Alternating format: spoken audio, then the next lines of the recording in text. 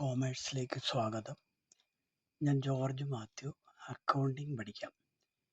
ഇനി ട്രയൽ ബാലൻസിൽ നിന്ന് final account എങ്ങനെയാണ് പ്രിപ്പയർ ചെയ്യുന്നതെന്നുള്ളത് നമ്മൾ മനസ്സിലാക്കി. ഇനി ട്രേഡിംഗ് അക്കൗണ്ടിലേക്കും പ്രോഫിറ്റ് ആൻഡ് ലോസ് അക്കൗണ്ടിലേക്കും ഒക്കെ നമ്മൾ ഐറ്റംസ് മാറ്റണം. അപ്പോൾ നമ്മൾ ട്രേഡിംഗ് അക്കൗണ്ടിൻ്റെ അക്കൗണ്ടിലേക്ക് ഐറ്റംസ് മാറ്റുന്നതിന് ചില എൻട്രീസ് ഉണ്ട്. അതായത് അക്കൗണ്ടൻസിൽ എപ്പോഴും ഡബിൾ എൻട്രി ആണ് ഉള്ളത്. അപ്പോൾ ഇവിടെ നമ്മൾ ട്രേഡിംഗ് അക്കൗണ്ടിൻ്റെ ഡെബിറ്റ് സൈഡ് കുറേ ഐറ്റംസ് മാറ്റിയിട്ടുണ്ട്. അതിൽ opening stock, purchases, returns inverse, carriage inverse, ഈ 3 ഐറ്റമാണ് ട്രേഡിംഗ് അക്കൗണ്ടിൻ്റെ ഡെബിറ്റ് സൈഡിലുള്ളത്. അപ്പം ഇത് നമ്മൾ എങ്ങനെയാണ് ട്രാൻസ്ഫർ ചെയ്യുന്നത് നോക്കുകയാണ്. ട്രേഡിംഗ് അക്കൗണ്ട് ഡെറ്റർ എന്ന് എഴുതിയിട്ട് സ്റ്റോക്ക് അക്കൗണ്ട് ഓപ്പണിംഗ് സ്റ്റോക്ക് 25,000. അപ്പോൾ സ്റ്റോക്ക് എന്ന് പറഞ്ഞാൽ ഡെബിറ്റ് ബാലൻസ് ആണ്. അത് ക്ലോസ് ചെയ്യണമെന്നുണ്ടെങ്കിൽ അതിനൊരു ക്രെഡിറ്റ് കൊടുക്കണം.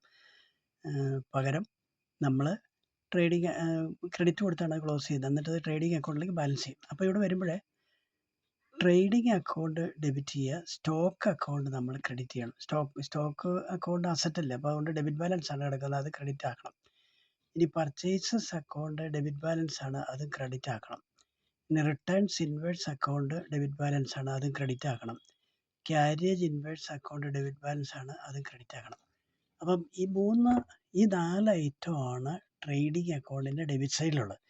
അപ്പം ഈ 4 അക്കൗണ്ടുകളും ക്രെഡിറ്റ് ചെയ്തെങ്കിലേ ഇത് ക്ലോസ് ആവുള്ളൂ. എന്നിട്ട് ട്രേഡിംഗ് അക്കൗണ്ട് നമ്മൾ ഡെബിറ്റ് ചെയ്യണം. അപ്പോൾ ഈ 4 ഐറ്റത്തിൻ്റെ കൂടെ ടോട്ടൽ എമൗണ്ട് 1,04,300 എന്ന് വരും.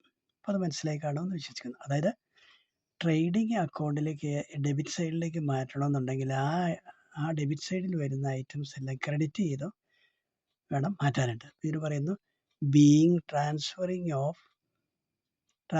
The above accounts to trading account. അപ്പോൾ ട്രേഡിംഗ് അക്കൗണ്ടിൻ്റെ ഡെബിറ്റ് സൈഡിൽ ഏതൊക്കെ ഐറ്റം എഴുതി വെക്കുന്നുണ്ടോ ആ ഐറ്റത്തിനെല്ലാം നമ്മൾ ക്രെഡിറ്റ് ചെയ്യണം. ഇനി ട്രേഡിംഗ് അക്കൗണ്ടിൻ്റെ ക്രെഡിറ്റ് സൈഡിൽ ഏതൊക്കെയാണ് വരുന്നത്? അവിടെ സെയിൽസ് വരുന്നുണ്ട്.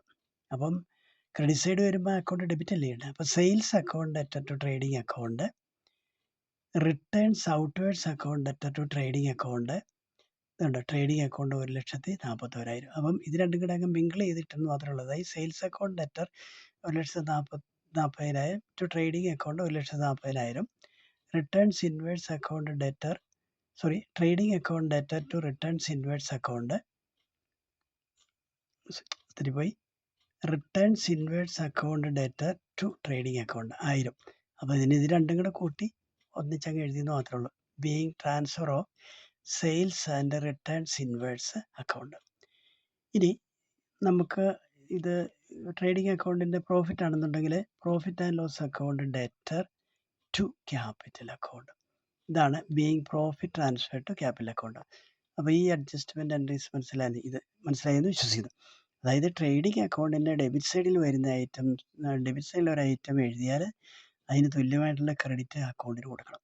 അപ്പോൾ ഇതിങ്ങനെ എല്ലാം കൂടെ കൂട്ടി എഴുതിയിരിക്കുന്നത് മാത്രമേ ഉള്ളൂ. ക്രെഡിറ്റ് സൈഡിലുള്ള ഐറ്റം വന്നു കഴിഞ്ഞാൽ ട്രേഡിംഗ് അക്കൗണ്ട് ക്രെഡിറ്റ് ആകുമ്പോൾ അതിലേക്ക് വന്നിരിക്കുന്ന ഐറ്റംസിനെല്ലാം നമ്മൾ ഡെബിറ്റ് ചെയ്യണം. അപ്പം ഇവിടെ 2 ഐറ്റം ക്രെഡിറ്റ് കൊടുത്തു, എന്നിട്ട് നമ്മൾ ട്രേഡിംഗ് അക്കൗണ്ടിൽ ഡെബിറ്റ് കൊടുക്കും. അപ്പം ട്രേഡിംഗ് അക്കൗണ്ട് ക്രെഡിറ്റ് സൈഡിലെ ഡെബിറ്റ് ബാലൻസും ഡെബിറ്റ് സൈഡിലെ ക്രെഡിറ്റ് ബാലൻസും ആയിട്ട് വരും എന്ന് ചുരുക്കം. ഇനി ഇത്രയും മനസ്സിലായി കാണുമെന്ന് വിചാരിക്കുന്നു. ഇനി ഇതിനെയാണ് ക്ലോസിംഗ് എൻട്രീസ് എന്ന് പറയുന്നത്. ഇങ്ങനെ ഏത് എൻട്രി ഏത് അക്കൗണ്ടിലേക്ക് മാറ്റിയാലും അതിന് തുല്യമായിട്ടുള്ള ഓപ്പോസിറ്റ് എൻട്രി ഉണ്ടായിരിക്കണം. ഇനി നിങ്ങൾക്ക് ഇഷ്ടപ്പെട്ടാൽ ലൈക്ക് ചെയ്യുക, ഷെയർ ചെയ്യുക, സബ്സ്ക്രൈബ് ചെയ്യുക. Thank you. GM കോമേഴ്സിലേക്ക് സ്വാഗതം.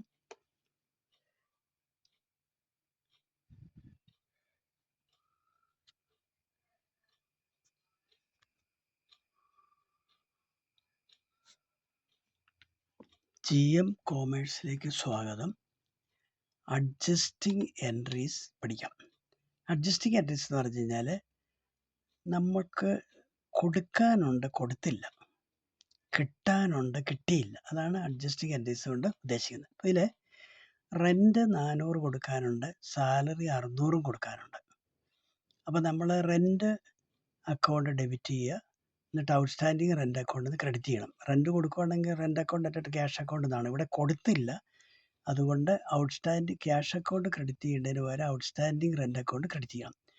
ഇനി സാലറി കൊടുക്കുകയാണെങ്കിൽ salaries account at cash account എന്നാണ്. സാലറി കൊടുത്തില്ല. അപ്പോൾ സാലറി ഐറ്റത്ത് ചിലവായി അത് കൊടുക്കാൻ കിടക്കുകയാണ്. അതുകൊണ്ടാണ് ഔട്ട്സ്റ്റാൻഡിങ് ഐറ്റംസ് എന്ന് എഴുതി വെക്കുന്നത്. അപ്പോൾ ഇവിടെ rent account debtor 400, salaries account debtor 600, to outstanding creditors 1000 എന്ന് എഴുതി. അപ്പോൾ ഔട്ട്സ്റ്റാൻഡിങ് സാലറി എന്നും ഔട്ട്സ്റ്റാൻഡിങ് റെൻ്റ് എന്നും എഴുതിയാലും തെറ്റല്ല. അപ്പോൾ ഔട്ട്സ്റ്റാൻഡിങ് ക്രെഡിറ്റേഴ്സ് നമ്മൾ 1000 രൂപ കൊടുക്കാനുണ്ട്. ഇനി കൊടുത്തു കഴിയുമ്പോൾ നമ്മൾ എന്ത് ചെയ്യും? Outstanding creditors account debtor to cash account എന്ന് എഴുതി വെക്കും. അപ്പം being outstanding liabilities brought in to account. അപ്പോൾ അഡ്ജസ്റ്റ്മെൻറ്റ് എൻട്രി നമ്മൾ എഴുതണം.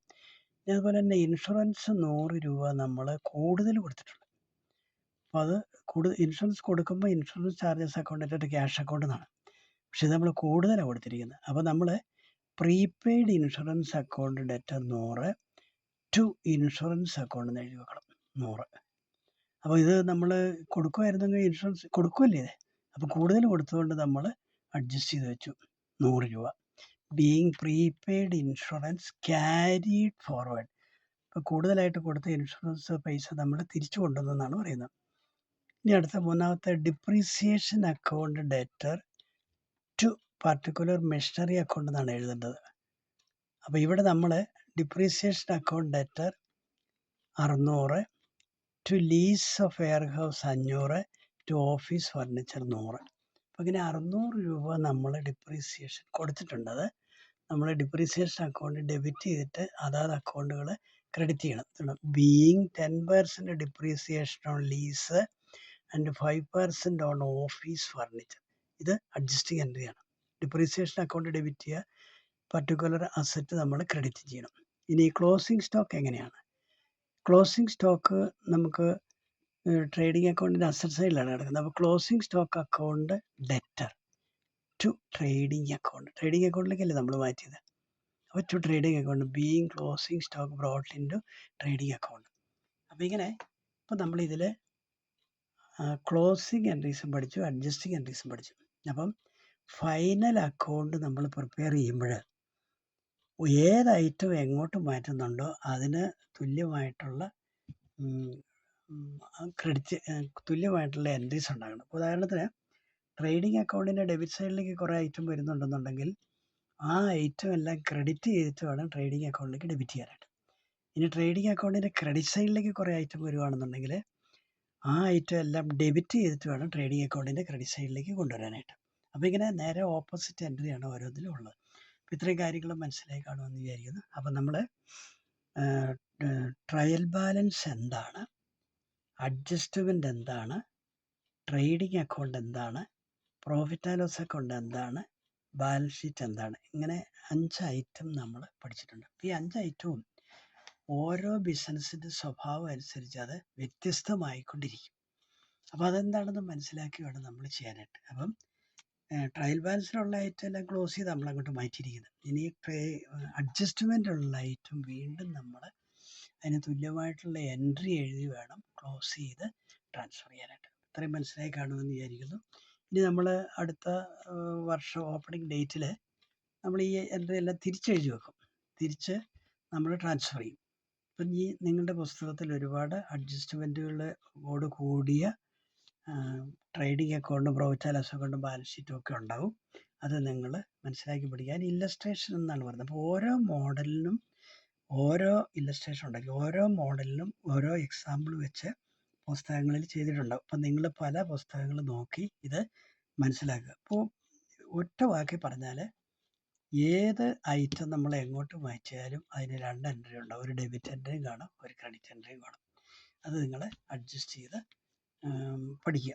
ഇനിയും മറ്റ് ഒരു അധ്യായമായി വീണ്ടും കാണാം. അതുവരേക്കും എല്ലാവർക്കും നന്ദി പറയുന്നു, നമസ്കാരം പറയുന്നു. അതുപോലെ തന്നെ നിങ്ങൾ ലൈക്ക് ചെയ്യണം, ഷെയർ ചെയ്യണം, സബ്സ്ക്രൈബ് ചെയ്യണം. ഈ അക്കൗണ്ടൻസിയുടെ ഒരു പ്രത്യേകത നമ്മളിത് ചെയ്ത് പഠിക്കേണ്ട പ്രോബ്ലംസാണ്. അതായത് ഓരോ സാഹചര്യങ്ങളുടെയും പ്രാധാന്യം മനസ്സിലാക്കി അതിന് തുല്യമായിട്ടുള്ള എൻട്രി ഇട്ട് വേണം ചെയ്യാനായിട്ട്. അപ്പോൾ ഡബിൾ എൻട്രി എപ്പോഴും ഉണ്ടായിരിക്കും.